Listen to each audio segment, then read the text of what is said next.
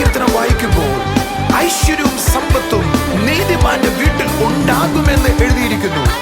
വിശ്വസിക്കാം, നമുക്കും ഐശ്വര്യവും സമ്പത്തിനാലും നിറയാം.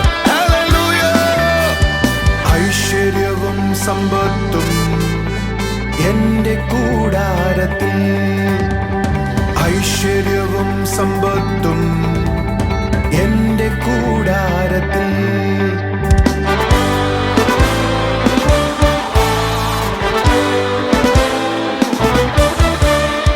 ഐശ്വര്യവും സമ്പത്തും എന്റെ കൂടാരത്തിൽ, ഐശ്വര്യവും സമ്പത്തും എന്റെ കൂടാരത്തിൽ. ദുർവർത്തമാനം എന്നെ ഭയപ്പെടുത്തുകയില്ല, ദുർവർത്തമാനം എന്നെ ഭയപ്പെടുത്തുകയില്ല. എന്റെ ഹൃദയം യേശുവിലെന്നും ആശ്രയിച്ചുറച്ചിരിക്കും, എന്റെ ഹൃദയം യേശുവിലെന്നും ആശ്രയിച്ചുറച്ചിരിക്കും.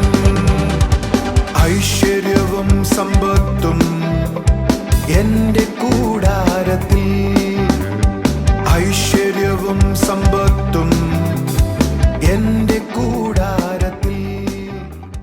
കർത്താവിൻ്റെ അതിപരിശുദ്ധ നാമം വാഴ്ത്തപ്പെടുമാറാകട്ടെ. അനുഗ്രഹിക്കപ്പെട്ട നല്ല ദിവസത്തിനായി നമുക്ക് ദൈവത്തെ സ്തുതിക്കാം.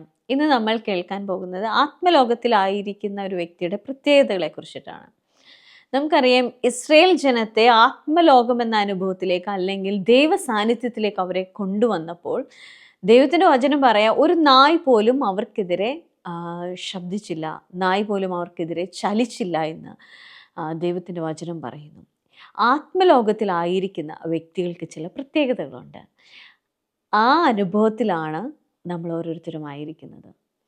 നമുക്ക് ഇന്നത്തെ മെസ്സേജിലേക്ക് പോകാം. ഇന്നത്തെ മെസ്സേജ് നിങ്ങളായിരിക്കുന്ന ആത്മീയ ലോകത്തിൻ്റെ ആത്മീയ അനുഭവത്തിൻ്റെ പ്രത്യേകത നിങ്ങളോട് സംസാരിക്കുന്നതാണ്.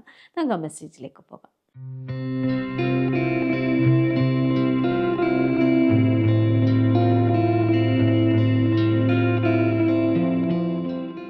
ആത്മമണ്ഡലത്തിന്റെ പ്രത്യേകതകളാണ് ഞാൻ ഈ പറയുന്നത്.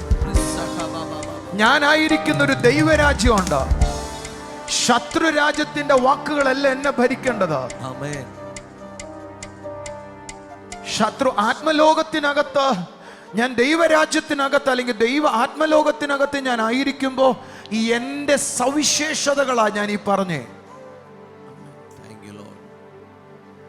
ശപിക്കാൻ വന്നു പറയുവോ, ശപിക്കാൻ പറ്റത്തില്ല, നാവ് പൊങ്ങുന്നില്ല. അത് അടുത്ത ലെവലാ കേട്ടോ. ഇന്നു മുതൽ ആ ലെവൽ വർക്ക് ചെയ്യാൻ പോവാ.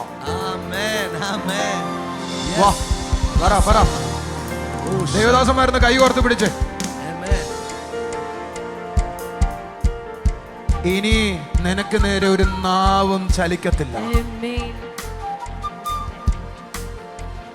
ഞാൻ ആ വചനത്തെ പിടിക്കുക. നിങ്ങൾ ആരെങ്കിലും എന്റെ കൂടെ പിടിക്കാനുണ്ടോ? ഇസ്രായേൽ ജനത്തിന്റെ നേരെ ഒരു നായ് പോലും കുരച്ചില്ല. ബൈബിൾ എഴുതിയിരിക്കുക, ഞാനല്ല. അവരുടെ പുറപ്പാടിന് നേരെ കുരയ്ക്കാൻ പോലും ആരുമില്ലായിരുന്നു. ഞാൻ ഇന്നലെ രാത്രി 2:30 കഴിഞ്ഞ് കാണും. ഞങ്ങളുടെ വീടിന്റെ അപ്പുറത്ത് കുറെ പട്ടികൾ ഓലിയിട്ടിട്ട് എനിക്ക് പ്രാർത്ഥിക്കാൻ പറ്റുന്നില്ല. ഞാൻ പറഞ്ഞു, കർത്താവേ, ഒരു ദൂതനെ ഞാൻ അയക്കുന്നു, ഇനി അവട്ടെ ഓലിയിടരുത്. ഞാൻ നോക്കുമ്പോൾ പട്ടിക്ക് ആരോ കല്ലെറിഞ്ഞോ അടിക്കുകയോ ചെയ്തതിന്റെ ശബ്ദം കേട്ടു. പിന്നെ ഒന്നിന്റെ ശബ്ദം കേൾക്കാനില്ല. ചെവി തലയേക്കാൻ വയ്യ. ഞാൻ ആദ്യമായിട്ട് ചെയ്യുവോ അങ്ങനത്തെ ഒരു പരിപാടി.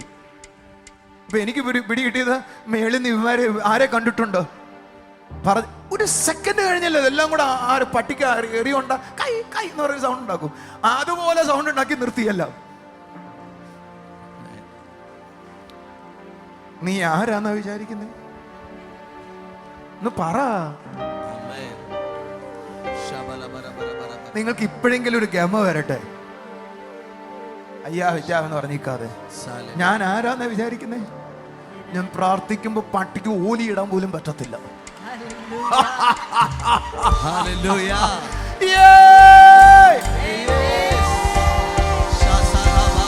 നിന്നെ മൂച്ചുകൂട്ടം പറയുന്നതല്ല. ഇസ്രായേൽ ജനം മിസ്രൈമിലേക്ക് പുറപ്പെട്ടപ്പോ നായ് വായനക്കില്ലെന്നോ. എന്റെ കാരണം അറിയാവോ? അവർ ഇസ്രായേൽ ജനത്തെ കണ്ടില്ല, ചലിക്കുന്ന ദൈവത്തെ കണ്ടത്. നോക്കിയപ്പോ അവരുടെ യജമാനൻ ചലിക്കുന്നു, അവന്റെ യജമാനൻ നിൽക്കുന്നു നിങ്ങൾക്ക് നേരെ.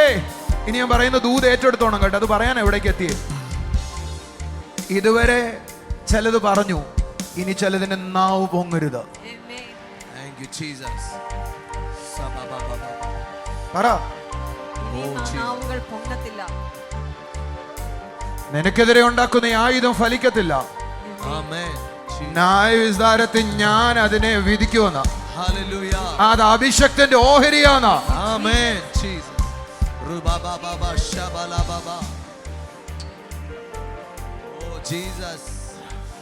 ചിലനെ നോക്കി തട്ടിപ്പോണെന്നൊന്നും പറഞ്ഞു കളയരുത്, നടക്കും. അതുകൊണ്ട് പറയരുത്. സീരിയസ്ലി തട്ടിക്കളയണേന്ന് പറയരുത്, കാരണം തട്ടിപ്പോവും. സീരിയസ്ലി നമ്മള് തമാശ പറഞ്ഞല്ലേ. ചിലത് മുടിഞ്ഞു കൊടണമെന്ന് പറഞ്ഞതാ മുടിഞ്ഞു പോകുന്നു. നമ്മൾ ആ സ്ഥലത്താ നിൽക്കുന്നേ. പൊളിക്കുവാനും ഇടിക്കുവാനും ദൈവം നിന്നെ അധികാരപ്പെടുത്തിയിരിക്കുക. നീ ആരാന്നറിയോ? You are a bulldozer. പല്ലുള്ള മിതിവണ്ടി എന്ന വേദവസം വിളിച്ച്.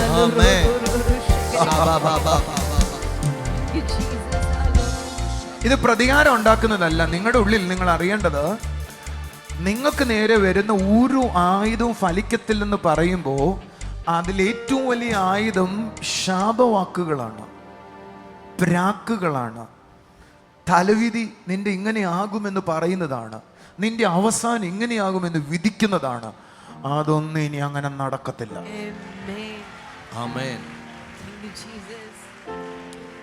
എന്റെ അവസാനം ഞാൻ പറയാം. പറ, എന്റെ അവസാനം ഞാൻ പറയാം. എന്താണ് അവസാനം? പിന്നെ എന്റെ സ്ഥിതി ആരംഭത്തിൽ ചെറുതാണെങ്കിലും അന്ത്യത്തിൽ ആദ്യം മഹത്വമുള്ളതായിരിക്കും. ഇത് ഇവിടുന്ന് തുടങ്ങുന്നതാണെങ്കിലും ഏജ് ഹോളിൽ നിന്ന് തുടങ്ങിയതെങ്കിലും പട്ടണം സഭയാകും. പട്ടണം സഭയാകും. പറ പറ, പട്ടണം സഭയാകും.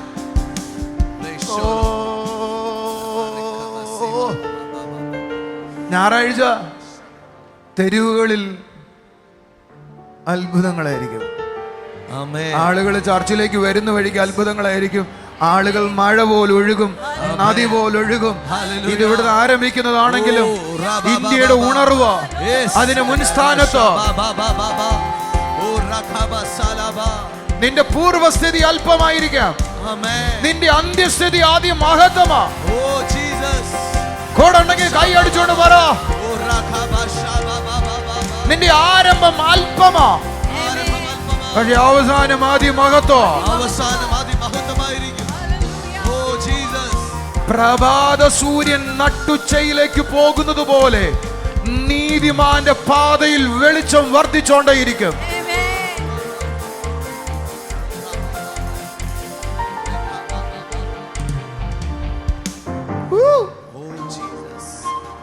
എന്ന് പറഞ്ഞേ, നിങ്ങൾക്ക് ആർക്കെങ്കിലും നിങ്ങളുടെ തലയിൽ ഏതെങ്കിലും ശാപമോ പ്രാക്കോ തലവിധിയോ എന്തെങ്കിലും കിടപ്പുണ്ടോ? സോളി കൈ തന്നെടി. മോള് 2 കെട്ടുമെന്നാണ് എനിക്ക് തോന്നുന്നത് കേട്ടോ. ഇല്ലെങ്കിൽ തലയിൽ ഇരിപ്പുണ്ടോ? എന്തൊന്നും മിണ്ടാത്ത? 1 2 3 4 5 5 പിള്ളേരാ ചാൻസ്. 3 എന്തേടി? കുറച്ചും കൂടെ കൈ ചുരുട്ടി പിടിച്ചുവിടായിരുന്നോ? 2 വരെയും കൂടെ വരത്തില്ലായിരുന്നോ?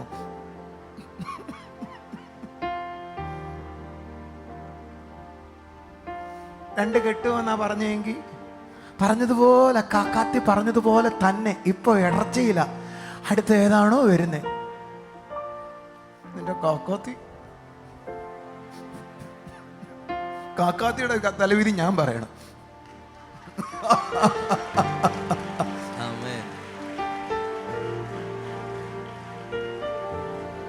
ശാപവാക്കുകൾ ഭരിക്കരുത്. തലവിധി ഭരിക്കരുത്. നിന്റെ അവസാനം ഇന്നതായിരിക്കുമെന്ന് പറ.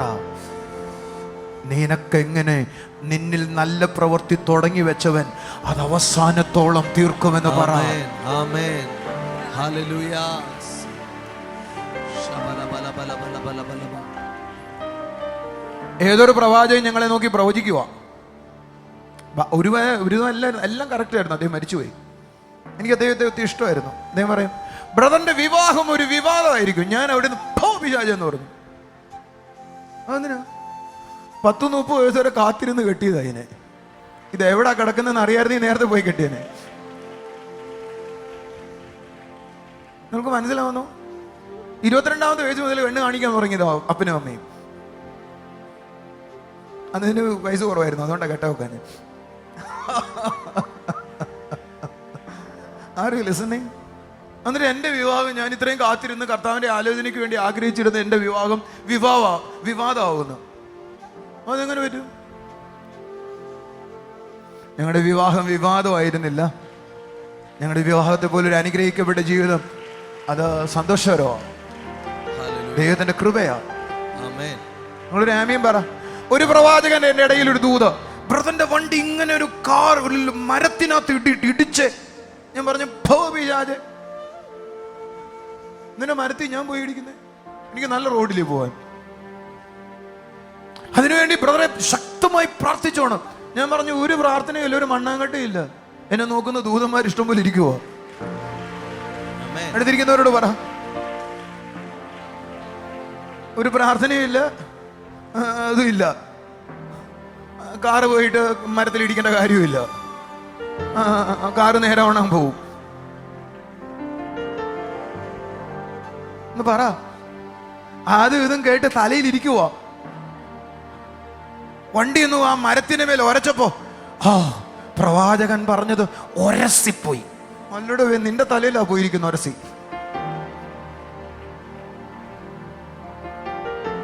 നിന്റെ അന്ത്യം എങ്ങനെയുള്ളതായിരിക്കും? ഗ്രേഷ്യസ് ആയിരിക്കും. ആമേൻ.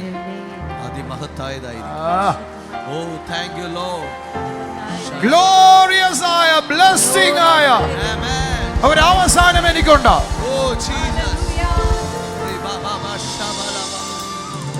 അടുത്തിരിക്കുന്നവരോട് പറ, ഹാർട്ട് അറ്റാക്ക് ആയിട്ട് മരിക്കണ്ട, ലിവറും പോയി മരിക്കണ്ട, കിഡ്നിയും പോയി മരിക്കണ്ട.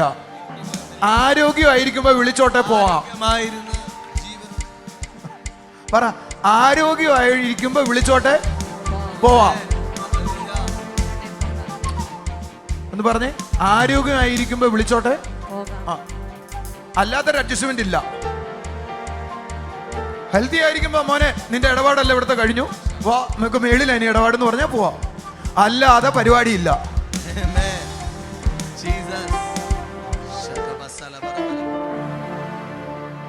എങ്ങനെയാ നിന്റെ അന്ത്യസ്ഥിതി അത്ഭുതമായി മാറുമേ? അങ്ങനെ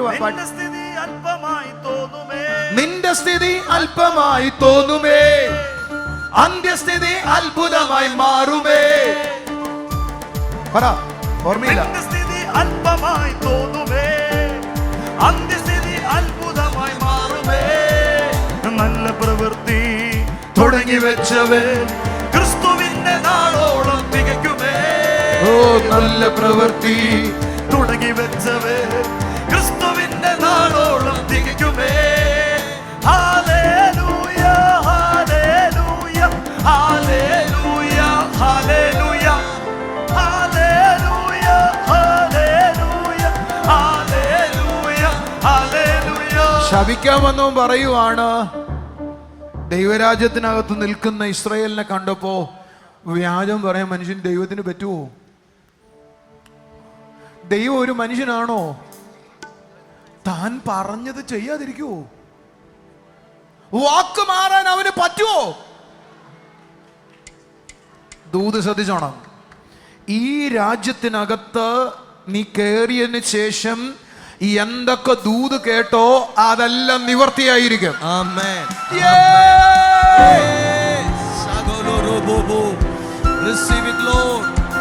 തിരുവനന്തപുരത്തെ സ്റ്റേഡിയങ്ങൾ കേട്ടോ? തിരുവനന്തപുരത്തെ സ്റ്റേഡിയങ്ങൾ കേട്ടോ? ആമേൻ. ഓ തിരുവനന്തപുരത്തെ സ്റ്റേഡിയങ്ങൾ കേട്ടോ? സ്റ്റേഡിയങ്ങൾ സഭയാകും. സ്റ്റേഡിയങ്ങൾ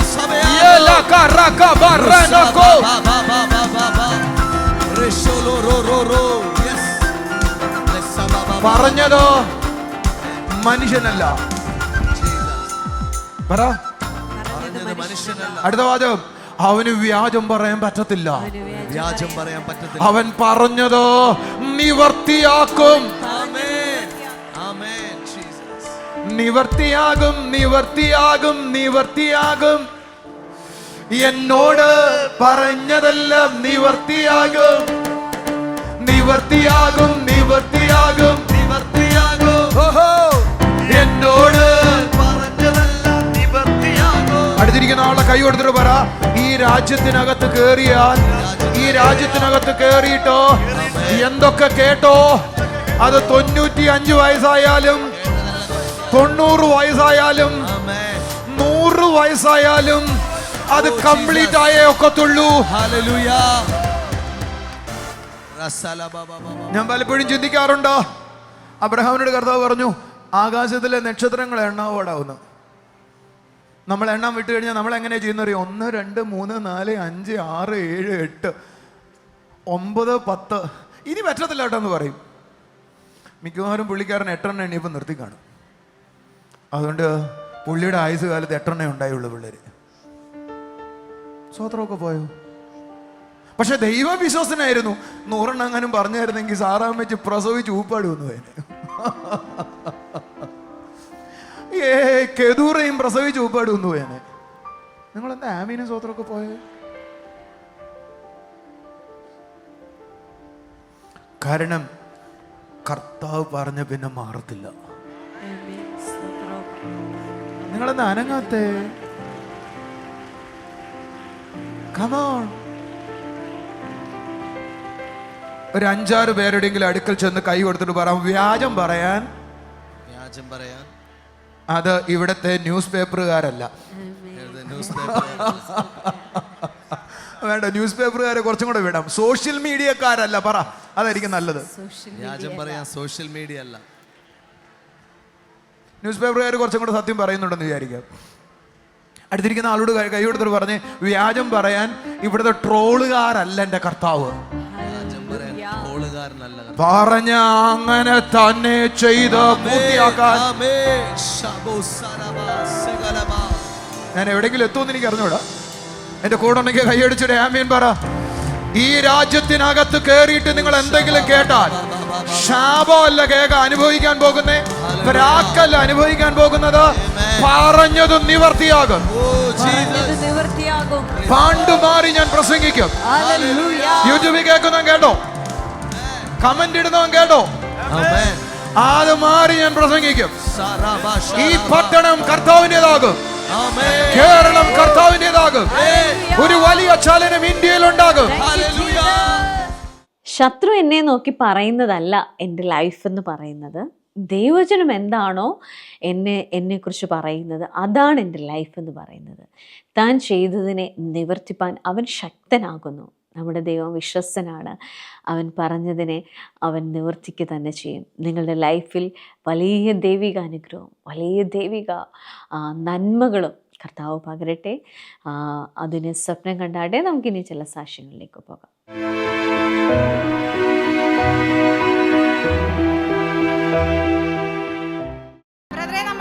ഡെലിവറൻസ് ക്യാമ്പിലൂടെ ലഭിച്ച ഒരു അത്ഭുത സാക്ഷ്യമാണ് ഈ സിസ്റ്റർക്ക് പറയാനുള്ളത്. ഈ സിസ്റ്ററുടെ പേര് ആൻസി എന്നാണ്. കണ്ണൂര് പയ്യാമ്പലം എന്ന് പറയുന്ന സ്ഥലത്തു നിന്നാണ് വരുന്നത്. കഴിഞ്ഞ 30 വർഷമായി ഈ സിസ്റ്റർക്ക് മൈഗ്രെയിന്റെ അസുഖം ഉണ്ടായിരുന്നു. 30 വർഷമായിട്ട് മൈഗ്രെയിൻ ഉണ്ടായിരുന്നു. എല്ലാ ആഴ്ചയിലും 2 ദിവസം വെച്ച് മൈഗ്രെയിൻ വരുമായിരുന്നു. അതിന്റെ ഫലമായി ആ സിസ്റ്റർക്ക് വെയിൽ കൊള്ളാനോ ഒന്നും സാധിച്ചിരുന്നില്ല. നമ്മുടെ ഡെലിവറൻസ് ക്യാമ്പിൽ വന്ന് പ്രാർത്ഥിച്ച് പൂർണ്ണ വിടുതലായി 6 മാസമായ ഒരു കുഴപ്പവുമില്ല എന്നാണ് സിസ്റ്റർ പറയുന്നത്. ചേച്ചി എന്നു പറഞ്ഞേ, എവിടുന്നാണ് നിങ്ങൾ വരുന്നേ? പയ്യാവൂര്. ഞാൻ ചോദിക്കുന്നത്, ഈ ട്രിവാൻഡ്രത്ത് നടക്കുന്ന ക്യാമ്പിന് വന്നായിരുന്നു. അപ്പോൾ സിസ്റ്ററിനെ 30 വർഷമായിട്ടുള്ള മൈഗ്രെയിൻ മാറിയോ? സത്യമാണെന്നാ പറയുന്നത്. പൂർണ്ണമായിട്ട് മാറി. ഇപ്പോൾ വരുന്നില്ല. ഈ 6 മാസം വരാതിരുന്ന് ഇതുവരെ 30 വർഷത്തിൻ്റെ ഇടയിൽ 1 മാസം പോലും വരാതിരുന്നിട്ടില്ലേ? അത് ഒരാഴ്ച പോലും വരാൻ ഒരു മാറ്റമില്ലാതെ വരുമായിരുന്നു. ഈ 30 കൊല്ലമായിട്ട് വരുമായിരുന്നു. സത്യമാ പറയുന്നത്. സത്യമാണ്. ഒന്ന് കൈ അടിച്ച് കർത്താവിനെ സ്തുതിച്ചേ. ആമേൻ. ഈ സിസ്റ്ററുടെ പേര് സുജാത എന്നാണ്. സുജാത കണ്ണൂരിൽ നിന്ന് വരുന്നേ. കണ്ണൂരിൽ നിന്നാണ് വരുന്നത്. ഈ സിസ്റ്റർ നല്ല അത്ഭുത സാക്ഷ്യം പറയാൻ വേണ്ടിയിട്ട് അവിടെ കയറി നിൽക്കുന്നേ. ആമേൻ. ഈ സിസ്റ്റർക്ക് 2 പെൺകുഞ്ഞുങ്ങളാണ്. ഓക്കെ.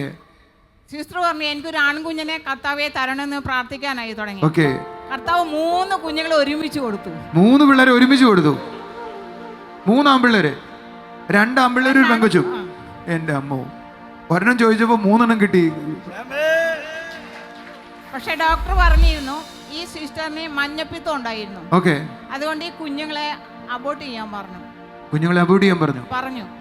പക്ഷെ 3 എണ്ണം ആരോഗ്യമായിട്ടിരിക്കുവോ? അതെ. ഒന്ന് കൈയടിച്ച് കർത്താവിനെ സ്തുതിച്ചേ. ഒന്ന് ചോദിച്ചു, 3 കിട്ടി. ഇവര് വേറെ ഡോക്ടേഴ്സിനെ കാണിച്ചു. അപ്പൊ ആ ഡോക്ടർ പറഞ്ഞു ഇത് അബോർഷൻ ചെയ്യാൻ പറഞ്ഞു. ഇവർ വിശ്വാസത്താൽ മാനന്തവാടി പോയിട്ട് അവിടെയുള്ള ഒരു ഡോക്ടറെ കാണിച്ചു.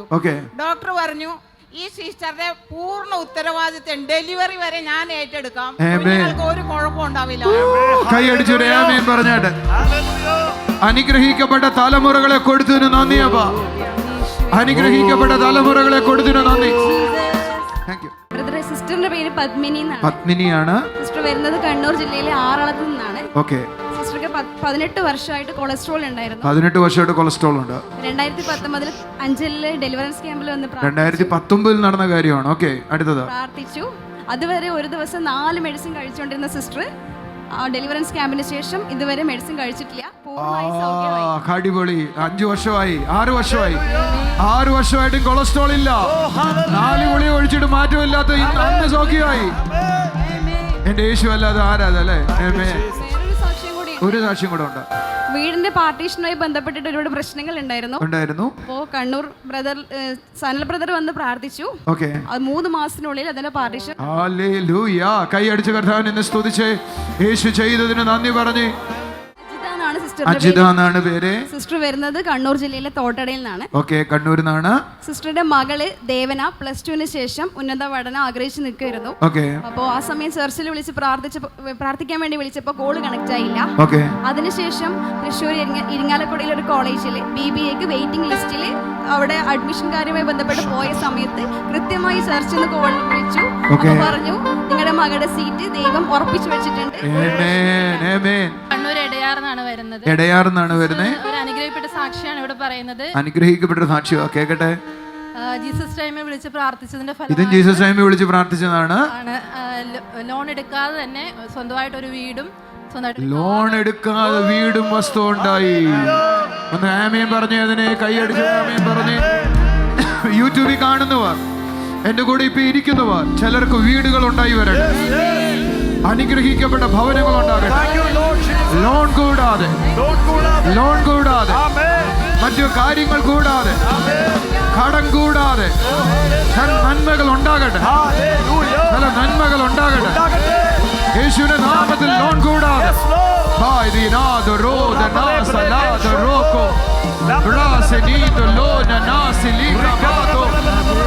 ഇപ്പോൾ അവിടുത്തെ അത്ഭുത കരങ്ങൾ ചലിക്കട്ടെ.